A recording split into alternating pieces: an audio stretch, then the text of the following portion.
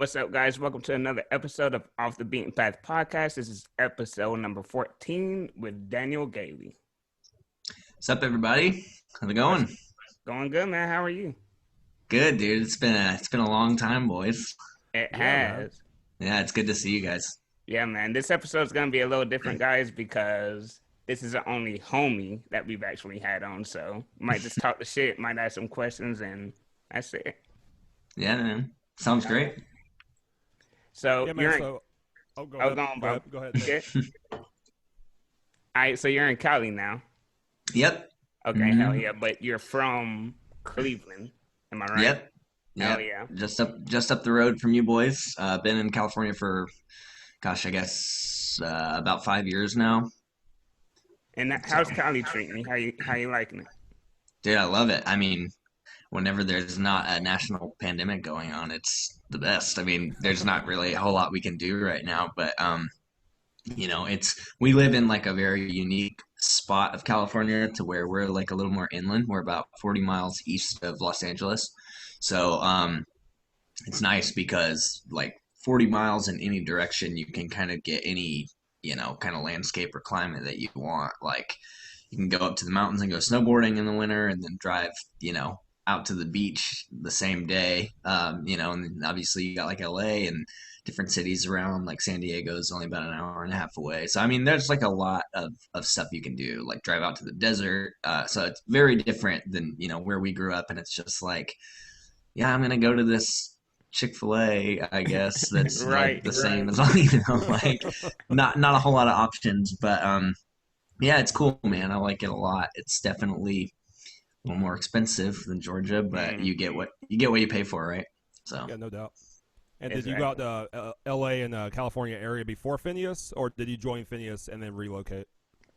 yeah, Phineas was actually first, and I had been coming out here, to rehearse and stuff like that, and then actually met my wife like kind of during that time, and yeah, we dated like long distance and stuff, and then yeah, just like once things got more serious, decided to pull the trigger, make the move. It made sense. It was like, well, I'm spending so much of my time out here, and really enjoy hanging out with her and everything. So yeah, just made the move and haven't looked back, I guess.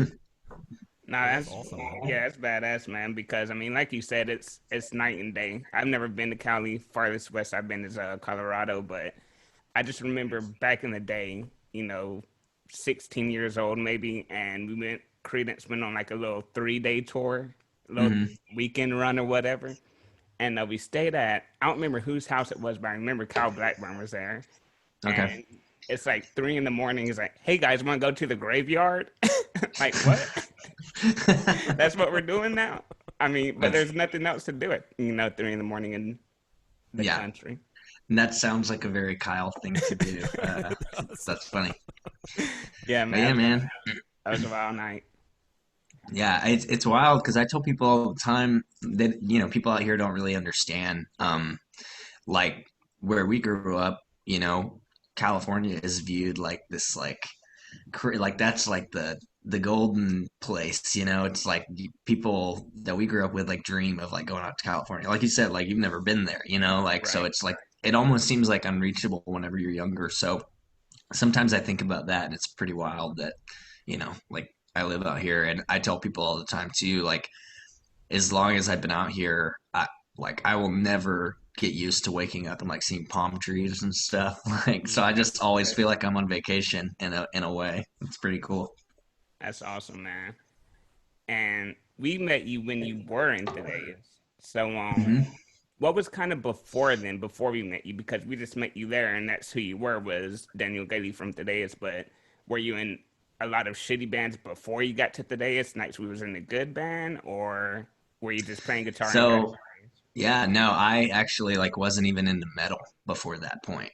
So like all the dudes who you guys know from Thaddeus, like we're all just like high school homies or whatever, and a lot of us were like in like marching band together. So like we were all like into music, and obviously I'd been playing guitar for a really long time, but I was just playing like classic rock stuff. And I think like Chris and DA like both like kind of had this idea of doing a band and like needed a guitar player, and so they approached me, and I was just like, oh yeah, like that'd be really cool. Like, the only other things musically I had done, I had like little tiny talent show bands in like the sixth grade and stuff that never really did anything. So Thaddeus was like my first real band, but they had approached me and I'm just like, yeah, like we're thinking about doing this band, and like told me like what kind of music it was gonna be, and I was like, I don't know about that. Like I listen to like Van Halen and shit like that, Like I'm not, like I don't know about all that.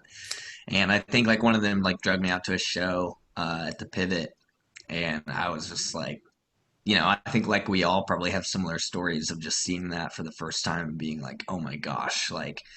And at that point, it seemed so accessible, that just like local spots in our hometowns were doing stuff like this, and I just thought it was so cool. So, kind of learned to kind of develop a taste for it. And now obviously here we are like what, like 15, 20 years later, something like that. And yeah, so it's pretty wild, man.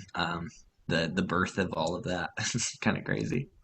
It's really crazy. I mean, going from, as you said, not even being into metal, and Hmm. then next thing you know, you're kind of thrusted into it, and you're like, "What the fuck is going on?" Because we were all like that, like, Yep. what is this music? Yep. What are these people They call it dancing. That's not dancing.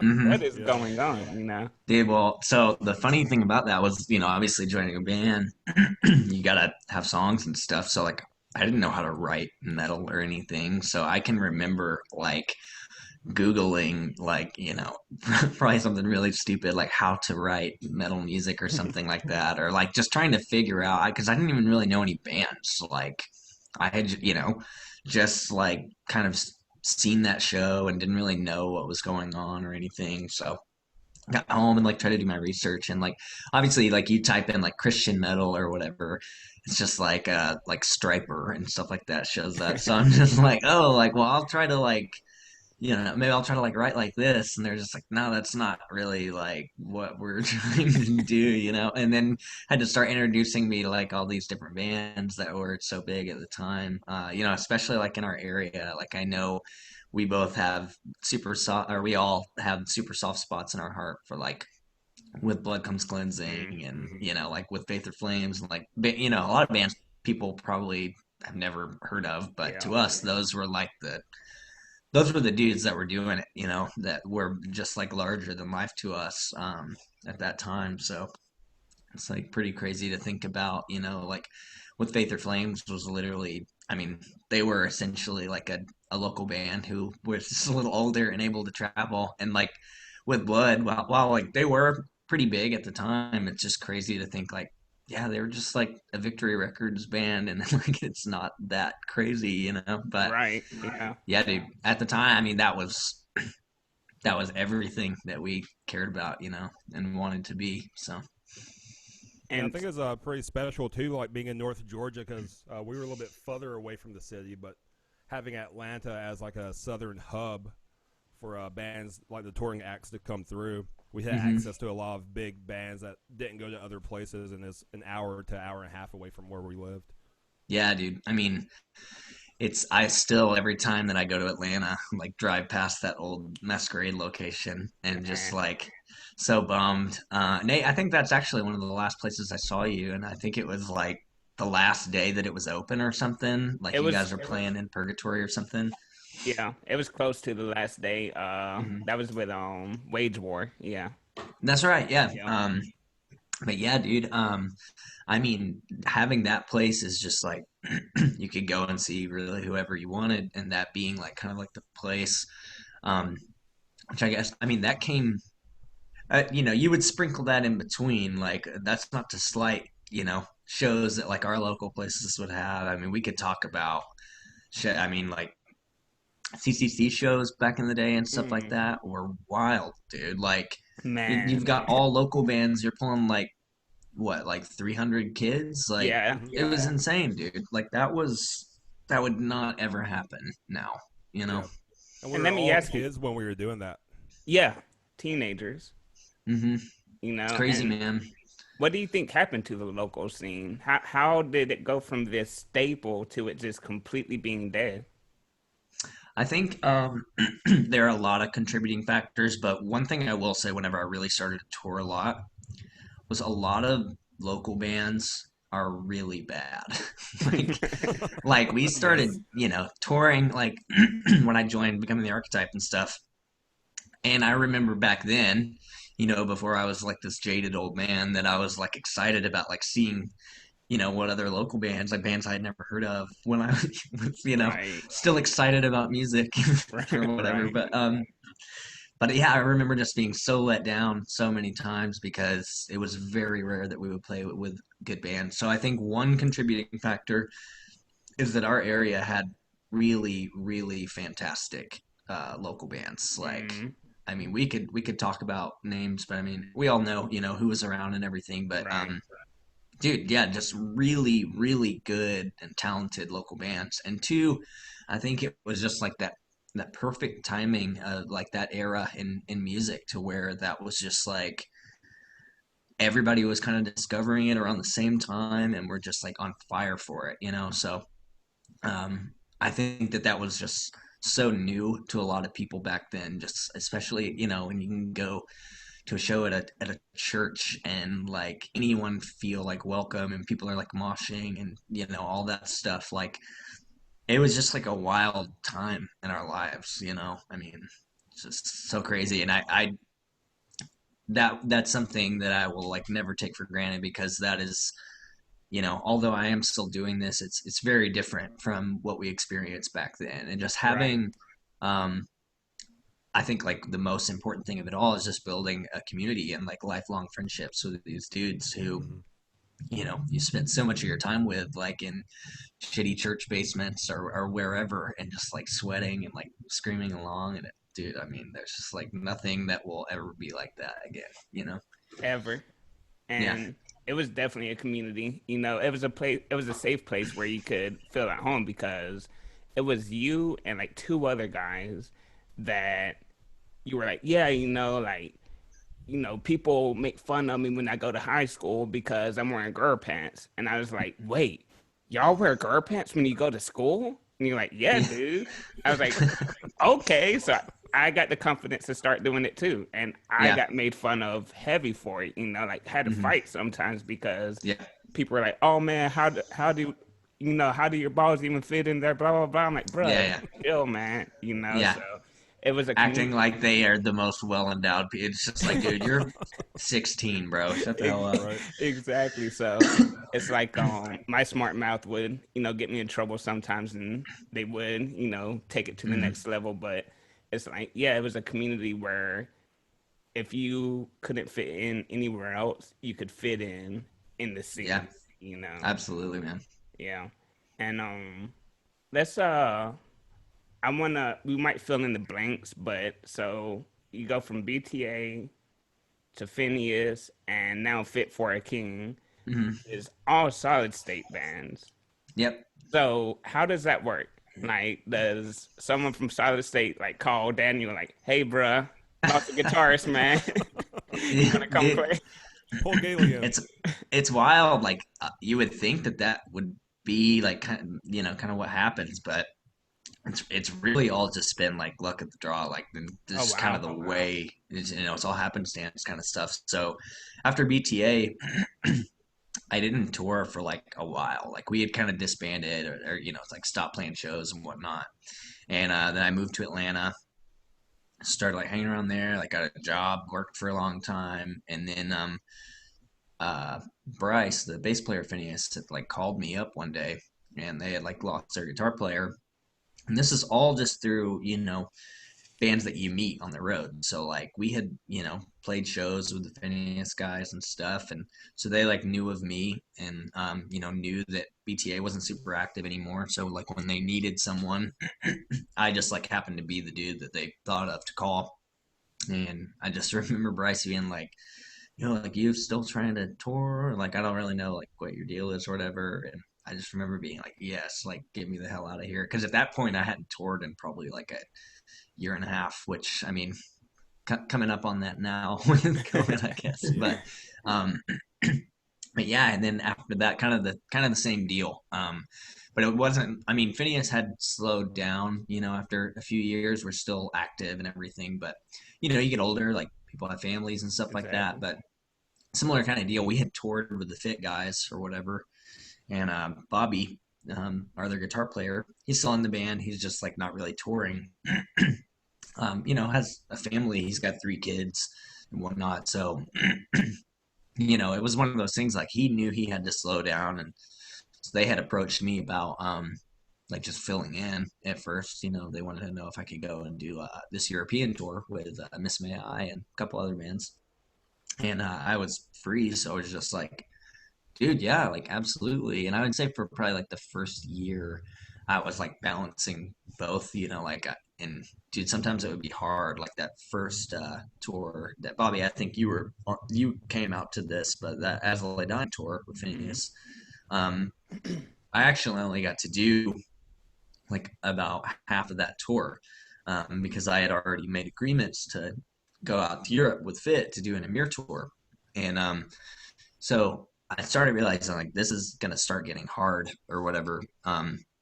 And so I had to like find fill in for that tour, and which was tough because I mean like any of stuff isn't just like breakdowns and stuff. It's Right. like pretty serious shit. So it's like having to find somebody who was available and all that was just like kind of a headache. And so then I just kind of had to make smart business decisions and just be like, okay, well, like I'm in my 30s now. Like, this is not, I mean, it's still fun, but it's not all about just like fun and games anymore. Like, I got to think about, this being a career and everything and make smart decisions. So, I mean, Fit for a King just kind of like lended more to that. And, I was able to make me a little bit more comfortable and whatnot. So that transition was like a little bit different than the BTA to Phineas one, Right. but yeah, I mean, I tell people this all the time. Like, Phineas is and probably always will be like the perfect band for me because it's just like, you know, exactly like what we've always been into, which is just like metalcore, like super shreddy, like, Exactly. stuff like that. And so that's like, that's my jam. So that I think I'll always, stick around at least like writing for as long as they'll have me. But yeah. And I actually wanted to ask that. Kind of two questions. Which band do you like to write for the most, and which band do you like playing live shows with the most? Not a slight to Uh, any other band, but Easy, dude, easy. Definitely prefer writing with Phineas, just because I can really. I mean, honestly, this is almost like there's no limits. Like we kind of just go balls to the wall and do whatever we want. And while Phineas is fun to play for, and like those parts are super fun to play, I just a lot of times have to like stand there like a statue, or just like kind of bob my head. right, Whereas like with Fit stuff, that's the first time I've really been able to just like go off the rails and jump out into the crowd, do whatever I want, because it's just like like my wife could play these parts, like she doesn't even play guitar, like it's all like a lot easier. Um, so yeah, I definitely enjoy like playing live with Fit more, just because I'm able to for the first time really like go nuts and get to like enjoy like I don't know. I guess just like the actual show part of things, yeah. moving around and whatnot. So, And the spins that your bass player Oh throws, it's my like, god. whoa! I was watching the video for the Path again just a couple of days ago, and I hmm was like, that's intense. he's a maniac, dude. He's Yeah, I was like, I can't wait for live shows to come back so I can start seeing stuff like that live again. yeah, it's wild. We've all had to like kind of learn to keep an eye out on like where he's at on the stage at all I, times. Dude, like I bet. we played like huge stages, and like I remember this one time in Germany, we were playing like this festival over there, and the stage is massive, dude. It's got to be, you know, probably four like 35 yards like wide or something. Like it's big. Right. And somehow like Tuck comes like running across the entire stage, like jumps off of a drum riser, and I don't even see him coming. I'm just like rocking out or whatever, and I feel like this impact like on my head, Oh. and it's his bass stock, like headstock, just like comes down and like smacks me. And I remember just being so pissed because I was like, dude, how in the hell, like you had like 700, feet of space. Like, how did you manage to hit me or whatever? But yeah, dude, he's wild, man. But I mean, that's all part of the show, and like we see people all the time like commenting on how much they love just like watching him, and how much it adds to the show. So No, And oh, coming gone. out of the local scene that we were so graced to be able to experience in North Georgia, to hitting the road, having a layoff, and then going back to it full time, what would you say was the turning point for you where you said this is what I want to do for, if not the rest of my life, at least a long stretch of my life? What was the turning point for that? I think even, back in local days, I mean, that was the dream, right? Like I can remember, having fights with my parents a lot because like I wouldn't be able to hold jobs very well and stuff like that just because I was so, just like trying to book shows all the time and having to ask off work all the time, so it was always like I knew that that's what I wanted to do. It was just the point at which I realized it became obtainable. And I wouldn't even say I like made that realization with BTA. Like even then it was still just kind of like I would still go home and work a normal job. Like same thing with Phineas. Like it was a little different like that. We were touring a lot and everything, but I was still like working at home. And then when I moved out to California, I just decided like I'm only gonna do music. And it was already scary enough moving to a new place, not really knowing if I was gonna be able to afford it, like all that stuff. Um, but it worked out, and it's like I do like music stuff on the side, like I do a lot of like audio engineering stuff and everything.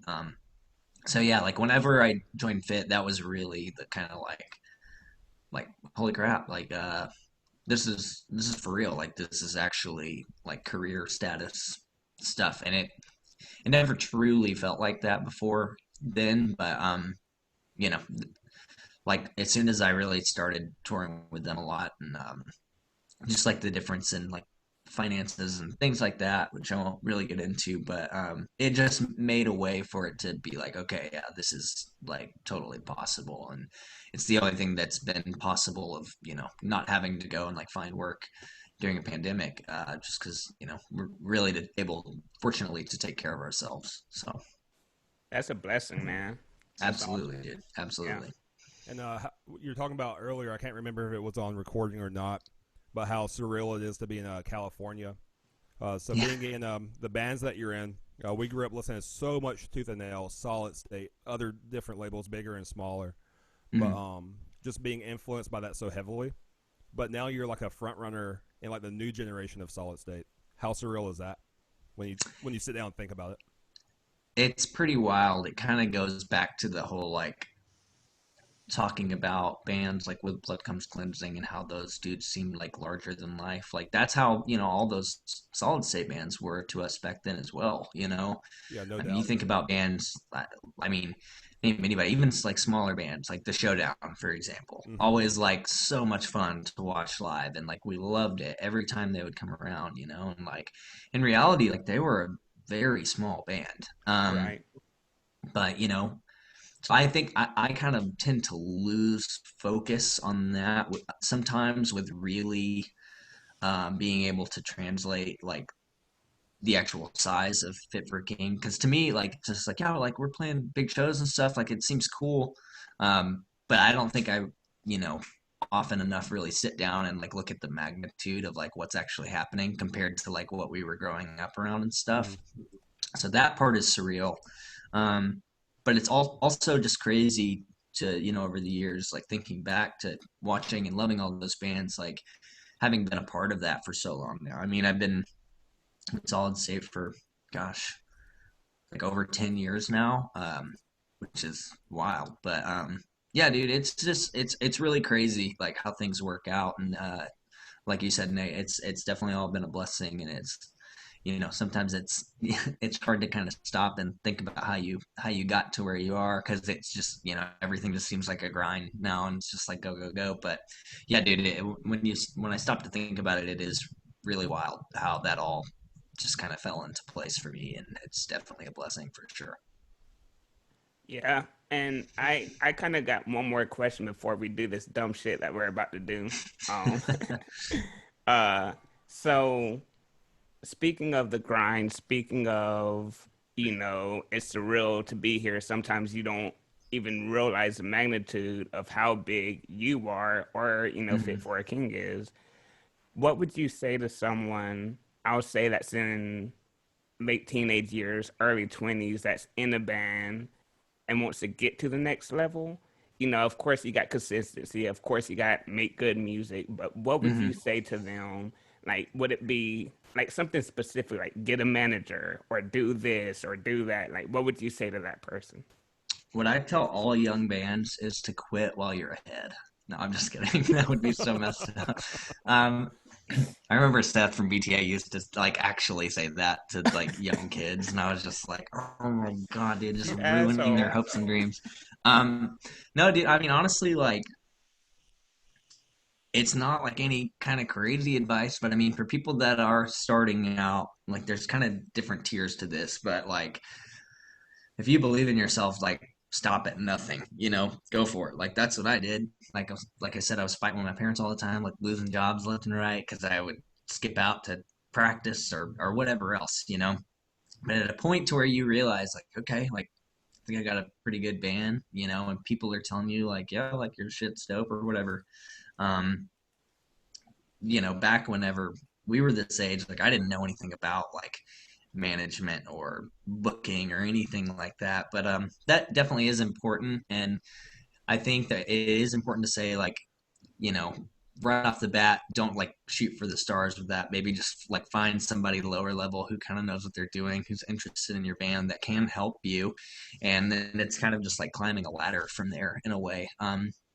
To where I think that every decision that you make, or at least every decision in my career that I've made, I've kind of viewed like a ladder and just like to how I can kind of get to the next step or whatever. So you can see that like the succession of bands and like the size and everything. Like I said, a lot of that is luck, but I think it's important for young bands to just kind of view things like a ladder and just like starting with small steps and then figuring out how to grow and then every time just like making a bigger decision and that's more or less what I've done like throughout my like music career but yeah dude I mean I would just say if you really believe in yourself and you really really really want it bad enough like stop at nothing and just like go for it because you really never know.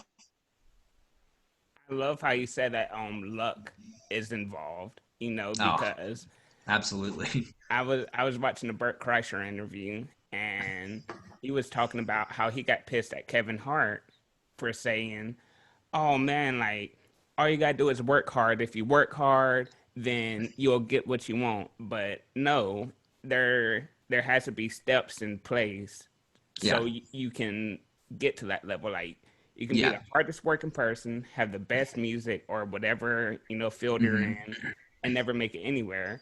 Or you could be kind of a hard working person, have mediocre music or art, and just blow up. Like Yep. you got to work hard, you got to be consistent, but there has to be a little bit of luck involved. And I like that Absolutely. you There said that. there is no like that's another thing I tell people is like there is no recipe like Mhm. to making this stuff happen. Like the stars got to align, all of that. Right.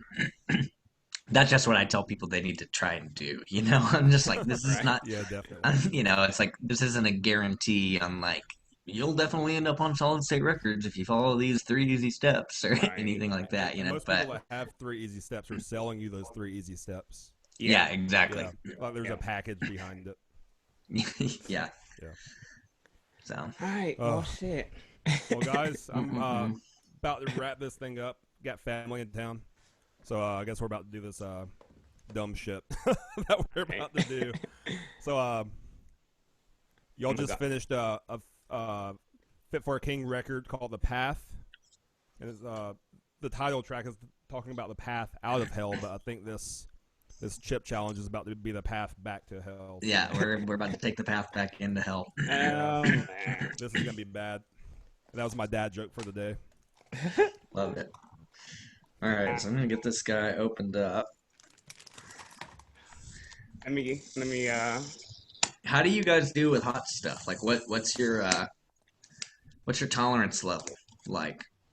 Now, see, my tolerance level is like if I'm eating wings or if I'm eating ethnic food, I like it as spicy as the native people would eat it. So when I go to Thai food, I get Thai hot. When I go to a Yeah. Mexican place, I'm like, make it as if you're making it for your family. Okay. But I don't like challenges. I'm very nervous about this. I don't like this. Same. So I do not do very well with hot things. Like I was telling like a couple buddies that I Oh, was telling I was spice. gonna do this, that I was just like the extent of like my spices are like I'll eat like sriracha and like pickled jalapenos, which is Oh, like bruh. nothing, you know. So I think that to start off with this, anyways, um, I'm gonna think about it like getting into a a pool after it's like a little too cold to swim. Mm-hmm. Maybe we'll just test the water. Because I, especially with this warning, and I'll let one of you guys read this warning. I think that if anything, dude, I can just even smell it, like opening the box. This is Dude, a I whole. opened it. Smells It like burned my feet. nostrils. Um, yeah, I think it's important to read the warning because that's another thing that I'm just like, dude, like I'm not trying to like have my heart stop or like faint or vomit or anything like that, you know. I mean, vomiting wouldn't be the end of the world, I guess, but I definitely don't want all that other shit happening, you know. Yeah. Um, oh, rule number one: eat the entire chip. Well, we'll see about that. Wait as long as possible before drinking or eating anything. Yeah, right. Post your reaction on social media with one chip challenge and mention talk about chips. So, I mean, we're doing most of that, I guess. Yeah, I'm a, so since Bobby and I can we like spicy foods, hmm I guess we'll eat the whole thing, but since you don't like spicy foods, you eat as much as you feel like you can handle. Yeah, Hey, I'm gonna man, speak test. for yourself, Nate. I think I'm gonna test the water. I did get some tips that I'll share with you guys. Um, I would recommend if you don't have your chip open already to have something to like hold it with. Um, Oh, smart. because I know this from like watching Hot Ones and like having friends that this happened to, but you watch Hot Ones and I think like every interview he has to do like the careful around the edge Don't, thing. Like yep, yep. Yep. that's like a very real thing. So definitely don't want like ghost pepper or whatever this is like getting into your crevasses, you know. So That's a yeah, smart just move, a man. word I to the didn't think wise of. here. Yeah, But smart. I think I don't have anything to hold it with, but I'll just hold it around the. best of luck. I would say like maybe even I didn't realize it would come in like a little like Yeah. thing. So okay, I'm gonna pull this back. Oh, God, it's dude. spicy, bruh. As soon as Hey, you Nate, do open you it, have you us can in smell. gallery view? Yeah, yeah. Oh, I've had it's this in gallery before dude. though. Look at it. It's like I wasn't expecting it to like be like black and like it looks like it's like been burnt to a crisp. Yeah, I was Yeah. thinking Oh like my tortilla chip with like god. a little red flakes, but this is charcoal. Yeah, dude. Oh my god. All right, Nate, I guess read us off and we'll see how it goes. So I have a glass of milk, but I'm gonna try to man up. First of all, it says, "How long can you last before throwing in the towel, eating or drinking anything? 5 minutes featherweight, 30 minutes is middleweight, or I skip one. 10 minutes is lightweight, and then 1 hour plus is heavyweight." So I'm gonna try not to drink milk. All right. You're on your own with that, dude. I'm as soon as I start hurting, I'm diving in. Yeah, I've been drinking milk the whole interview, just doing like a pre-coat. I know I should have I oh my god, dude. I should have been. I was drinking LaCroix at the beginning of this, and now I realize that probably wasn't the best coating to go with this. A Nah. nice, crispy, angry water, you know. Right, But right. okay. All right. So the warning on the back is, do not eat if you're sensitive to spicy foods, allergic to peppers, nightshades, or capsaicin, or are Capsaicin. pregnant or have any medical conditions. Keep out of reach of children. After touching the chip, which I'm not going to do, Wash your hands with soap and do not touch your eyes or other sensitive areas. Last sentence. Seek medical assistance should you experience difficulty breathing, fainting, or extended nausea. What are we doing, dudes? Oh my god. All right, are y'all ready? Y'all want to do a little cheers? Cheers. All right. All right, here we go.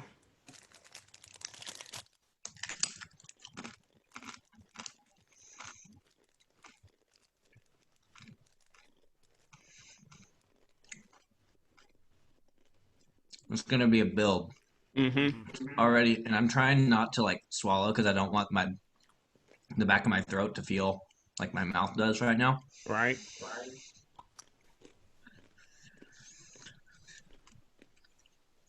Yeah, it's already getting a little hotter.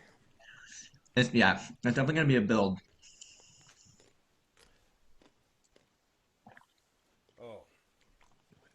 Yeah, last time I did a challenge, man, it built for like half an hour.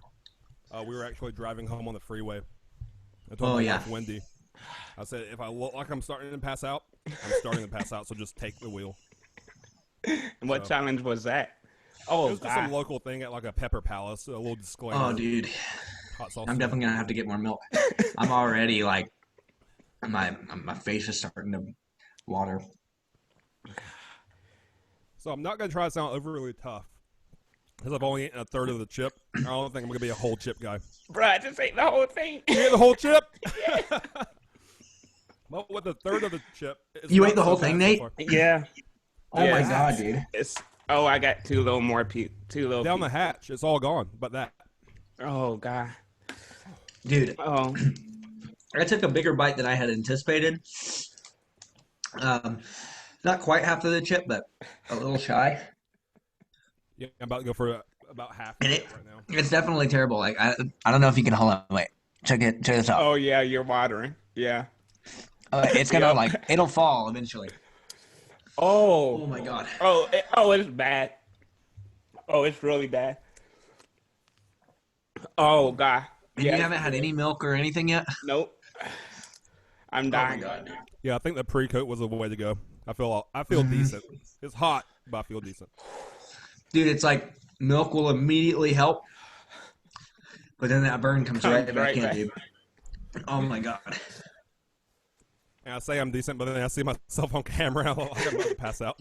No, dude, you guys look like you're handling this like champions. I'm like over here freaking crying, and I mean, my tongue feels. I am my gonna have tongue to is. make another milk run.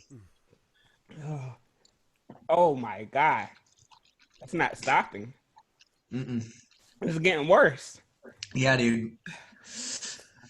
Oh my god.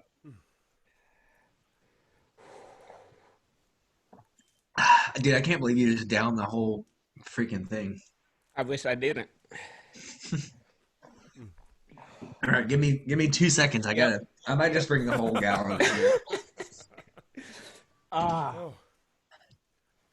Holy shit! I've eaten about 3/4 of the chip. I need to blow my nose. You said 1 second, man. Oh fuck! Oh, welcome to Off the Beaten Path podcast. One chip challenge. Oh. I've eaten about 75% of the chip. I haven't had any milk yet. It's getting hotter. Holy shit, dude. All right, maybe we can get one to fall now. Watch. Oh, I don't know if It's trying. It's trying its down. Yeah. Oh, it hurts. it's holding on. I don't know if I can do the other 25%. Yeah, I don't know about that either. So Nate, no milk or anything yet? I blew my nose. That's about it. Wow. You're about dude. 6 minutes in. I think I can make it, but I am dying. I'm lightheaded. I'm about to eat Thanksgiving dinner that I'm not going to taste. Oh no. Oh man, yeah, my nose is like a faucet. Yeah, I had to blow mine.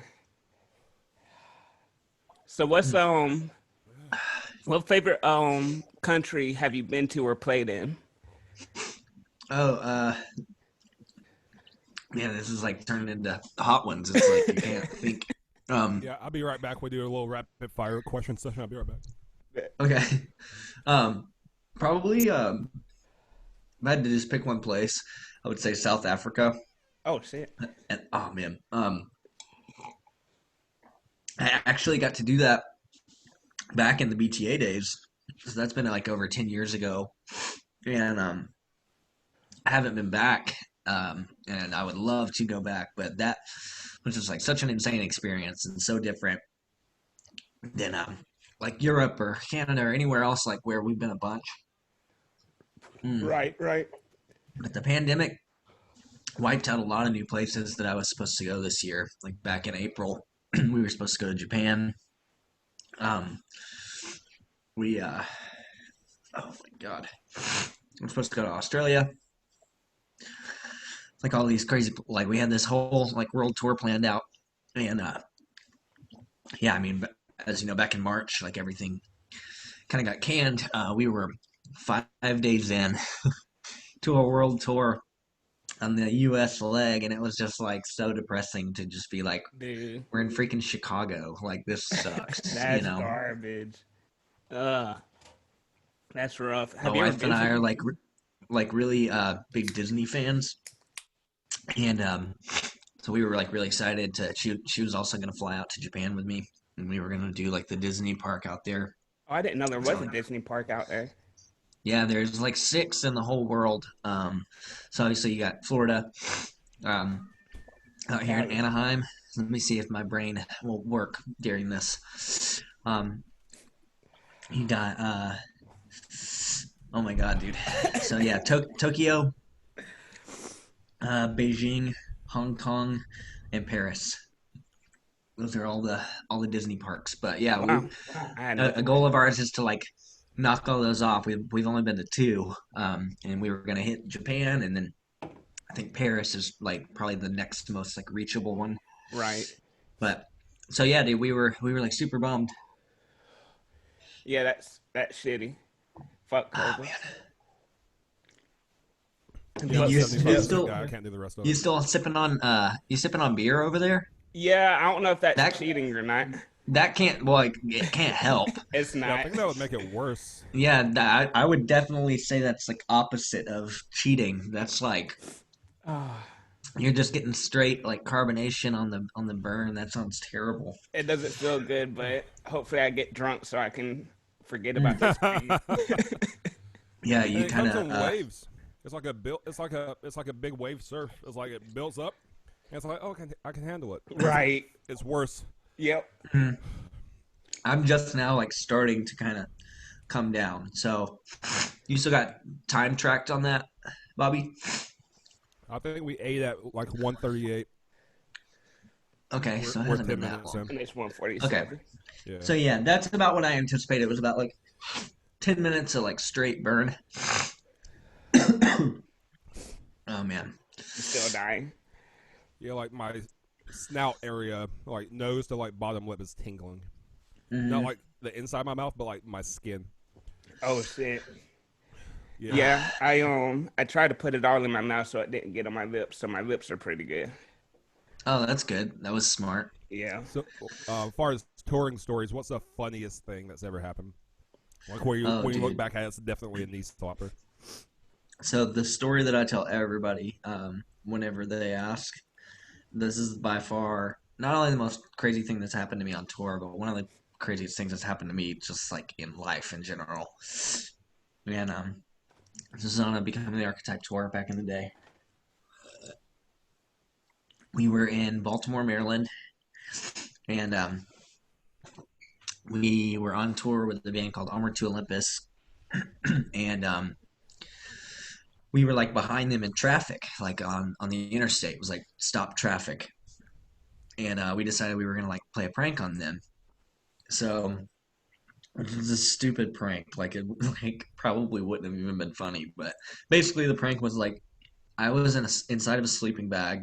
We were gonna like be in stop traffic, and Seth was like gonna get out of the passenger seat, like pick me up in the sleeping bag, open their van door, and just like throw me into their van, and I would just like freak out on them or whatever, right? So we're like, oh yeah, like that'd be hilarious, like let's do it. Dumb idea. Um, so we try. Seth gets out. I'm like totally zipped up in a sleeping bag. Seth like grabs me by the legs, starts like dragging me out of the seat. Like my head like falls onto like the floorboard. I'm just like, dude, like you have to pick up my whole body. And then so he's like got my legs, and we're like in standstill traffic. But like traffic, even when you're in standstill traffic, will inch forward every now and then, kind of thing. So that happens, and Jason's driving, and so he just instinctively like kind of starts moving forward with traffic. So Seth is like hobbling outside of the van with my legs, and by that time we hear people like honking and like yelling at us, and then like since the van's moving, he like shoves me back into the van, gets back in, and like closes the door, and people are like giving us like dirty looks, like yelling and like all this stuff, and I'm just like, dude, that probably didn't look very good. It looked Um, like you was about to dump out a dead body on the side Right? of the highway. yeah, so um, we get like to an exit or whatever, and Jason's always been like a really like nonchalant kind of person. Like the world could be on fire, and he'd just be like, "Well, world's on fire," like just like so nonchalant. And we take our exit or whatever, and he was just like, "Oh, there's the police." And we were just like think that he's joking. We had honestly kind of had forgotten about it because it had been like 20 minutes or something. Like it was a while after. And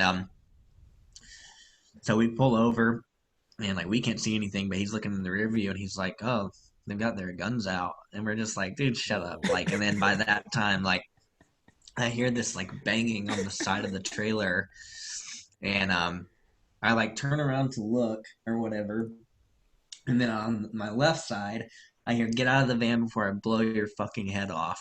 And I Oh turn shit! around, and Jason is standing outside of the driver side door like this with like a gun in his face. And everybody else is like scrambling out of the van. And the whole time I'm thinking, like, I'm just like, I'm so shocked as to what's happening. But I was just like, well, maybe like if I like sitting here, I can explain like what happened. And like by the time I was like trying to like put together like just my thoughts, I feel a hand like reach in and grab me, pull me out of the van, slam me onto the pavement, and just like jam a gun like right into my Oh temple. my god. And Wow. sounds terrifying, Yeah, but the yeah. whole time I'm just like, this is the coolest thing that's ever happened to me. Like, I was just like, because I never felt like, which is crazy now because, obviously with, not to get like into too much into like the politics of things or things that are, not to turn a story dark, but obviously we know that bad things can happen. Exactly, yeah. Um, but yeah, at the time I was just like, didn't really think of. I was just like, oh well, like they seem in control, like nothing. And you just have so much adrenaline going that I'm just like, this is the coolest thing that's ever happened to me. And we're all like laying on like the side of the interstate, and I guess Seth was like kind of feeling the same way because he was just like totally making a mockery of it. Like we're face down on the interstate, and like they're telling us not to talk and all this stuff, and just hear Seth being like, "You guys ever realize like the interstate is actually just like made up of a bunch of like tiny little rocks? It's crazy now that I'm this close to it." And we're all just like, "Shut the hell up, dude!" Like they have like freaking guns to our heads. So luckily, Homer to Olympus saw all of this happening like in their rearview mirror and pulled over. And I think they had eventually got Seth up, and Seth like explained what was happening. They went up to Armor to Olympus's van. They confirmed it. Then they like got all of us up, and were like almost like overly nice. I think because they knew like we probably just scared the shit out of these guys. Like so they came on like really sweet, and like we're just like we're just kind of all like talking and like laughing and cutting up. And so that had gone on for like 15 minutes or so, probably not that long, probably like 5 to 10 minutes. But we realized that like we were just like, where's Jason? And we had forgotten that he had like gotten out on the other side of the van. And we're just like, oh no, like we forgot him. And like we walk around the van and he's laying like on an embankment that's like this steep. The grass is like 3 feet tall. There's like bugs crawling on him and stuff. And we're just like, oh man, like sorry, like we forgot about you or whatever. And so like we're talking for a little while, and then finally like this last like cop car pulls up, and both the police officers that were there were just like, oh god. And we're like, what? And they were like, you ever seen Super Troopers before? And we were just like, yeah. They were like, you know Farva, like the dumb fat one? We're just like, yeah. And they're like, this is our Farva. If he says anything to you, just tell him to fuck off. We were just like, not gonna do that. Like, Right. not gonna tell him to do that. But dude, by far craziest tour story. That is like, still can't believe that that actually happened. It was so crazy. That's a clip. Definitely gonna chop that and put that on Instagram because that's badass. Oh yeah, Oh yeah, yeah, man. dude. That was that was wild. I'm sure I have more, but that's definitely the craziest by far.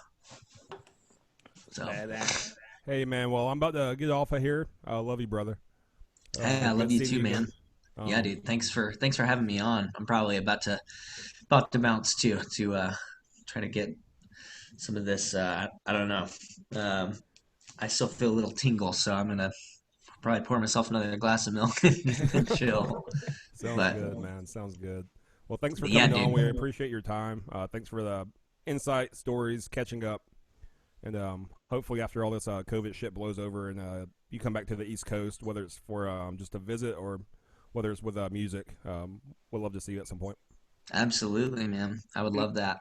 and hey, man, right before we get off, is there anything that you want to plug? Any new? I know Phineas hasn't released anything, a few years. Is there anything that's in the works or anything you just want to shout out? Yeah, so new Phineas record is in the works. We've been working like crazy on that.